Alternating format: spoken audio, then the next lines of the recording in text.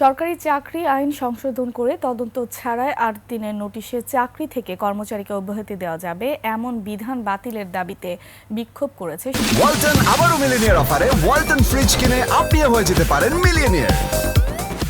সচিবালয় কর্মকর্তা কর্মচারী। বেলা ১১টার দিকে সচিবালয়ে এই কর্মসূচি পালন করেন তারা। সচিবালয়ে কর্মকর্তা কর্মচারী সংযুক্ত পরিষদের সভাপতি নুরুল ইসলাম জানান, সরকারি চাকরি আইন ২০১৮ সংশোধন করে বিলুপ্ত ১৯৭৯ সালের বিশেষ আইনের বিধান যুক্ত করা হয়েছে, যা বাতিল করতে হবে।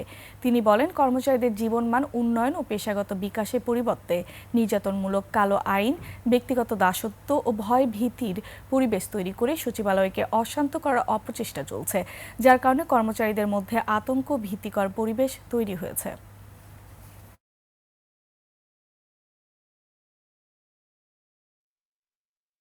আমরা যারা এর সাথে সংশ্লিষ্ট, আমরা যারা ক্ষতিগ্রস্ত হচ্ছে, আমাদের সাথে কোনো আলাপ আলোচনা করে তারা এই সিদ্ধান্ত নেয় নাই।